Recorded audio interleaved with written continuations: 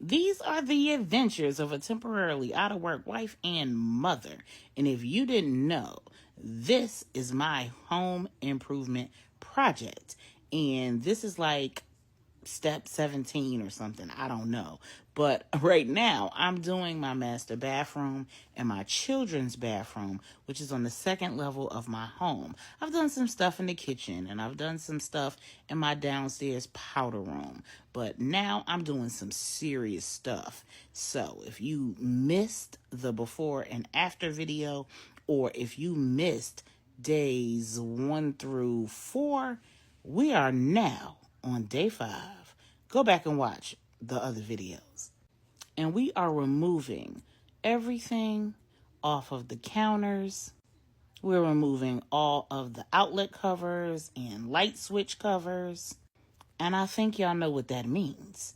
That means it's time to paint the walls, baby. But first, I'm going to paint this over the toilet storage cabinet.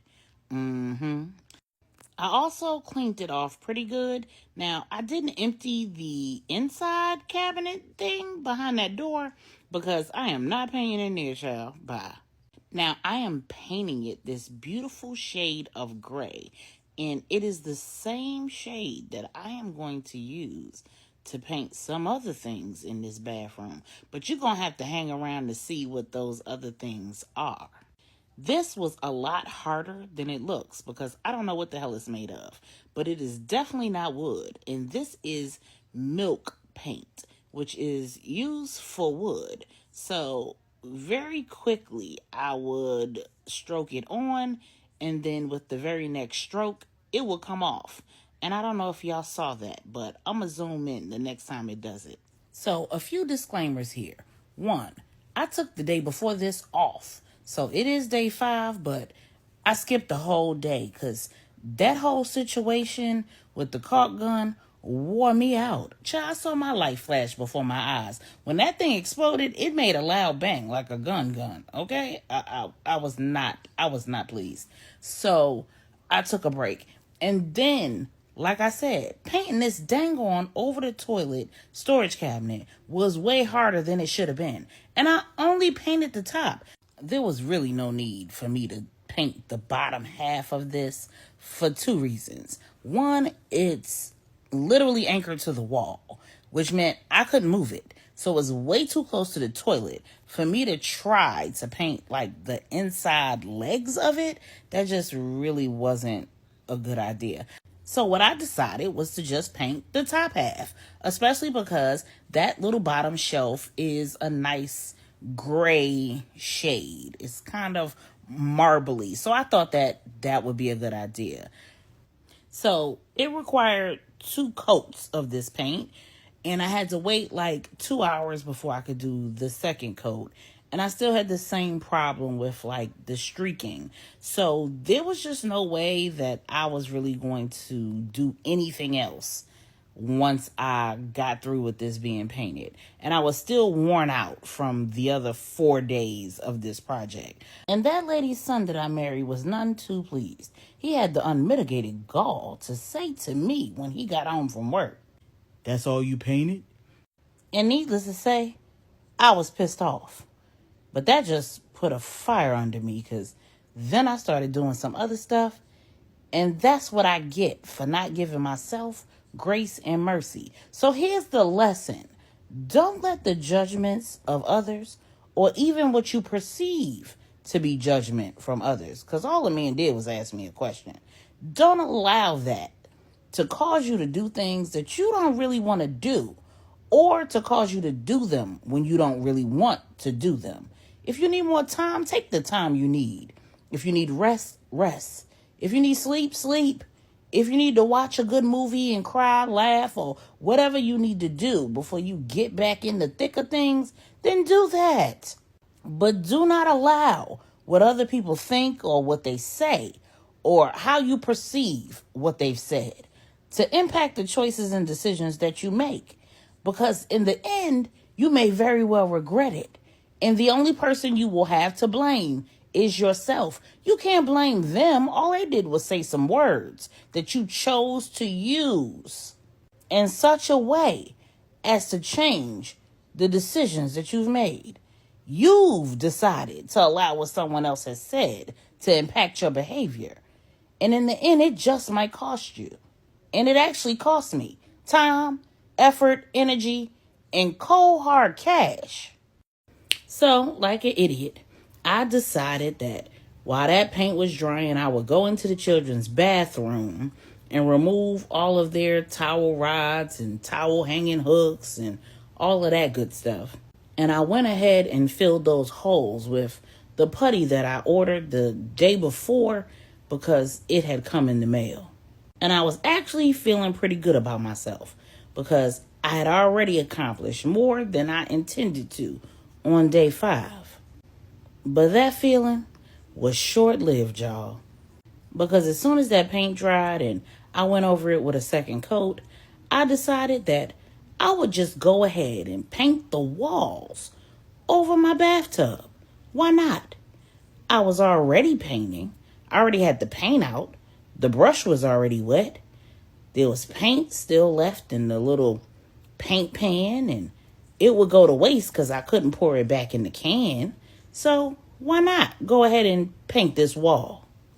And don't ask me why I thought it was a good idea to paint in my brand new pajamas. But that's the kind of stupid stuff you do when you're tired. And when you're trying to prove a point to somebody else, and they don't even care that much. It was one thing when I painted the storage cabinet in my pajamas because I could almost ensure that I didn't get paint on myself. But that was almost impossible to do, climbing up on a step ladder and painting up at the ceiling and all of them shenanigans. And the whole time I was painting, I kept thinking, dang, this wall is awfully dark. I never wanted it to be this dark. You would think that considering that I taped off the walls when I was painting the trim and the baseboards and the doors, that I would have taped off the walls and the ceilings before I painted these walls this dark shade of gray. But these are the kinds of stupid mistakes you make when you're exhausted and you're in your feelings. And the whole time I was doing this, I was on the phone with my sister, fussing and complaining, running our mouths, getting the gab, and neither one of us even second guessed what the hell I was doing. And I'm not going to shorten this part of the video because I need you to ride with me real quick. Baby, I'm dripping paint all over the tub. And there's no reason for me to be doing that. You know why? Because I bought disposable drop cloths to cover the tub when I painted this wall. But I didn't use it. And now that I've used all of the paint that I poured into the small paint liner, I've upgraded to the large paint liner and I've poured more paint in it. Let me remind you of the paint that I'm using. Oh, feel free to laugh because after I finished crying, I laughed at me too.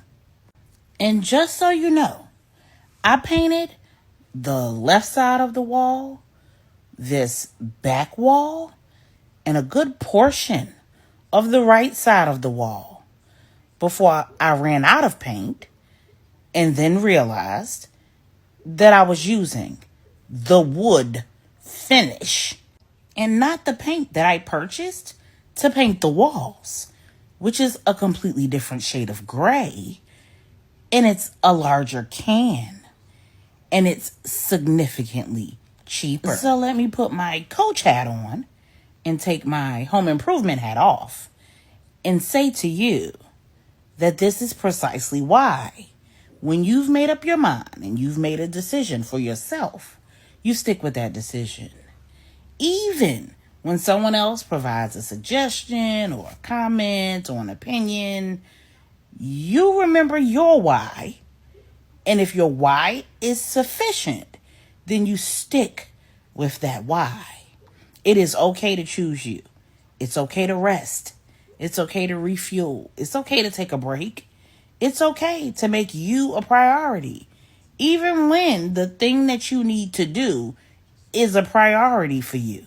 Now, I would be remiss if I did not note that the day before, the day that I rested, was the day that I actually picked up the paint that I decided to use on this wall. So initially I was going to paint the entire bathroom one color, and I was only going to paint one thing in the master bathroom and in the kids' bathroom with the milk paint because it's wood. But then I decided that I would also paint the over the toilet storage cabinet with that same shade of gray. That means that in that little quart can, I had enough for both of those bathrooms and that storage container. The day before, when I decided that I would paint this wall gray too, I decided to go with a lighter shade of gray, and I did a pickup order for Lowe's.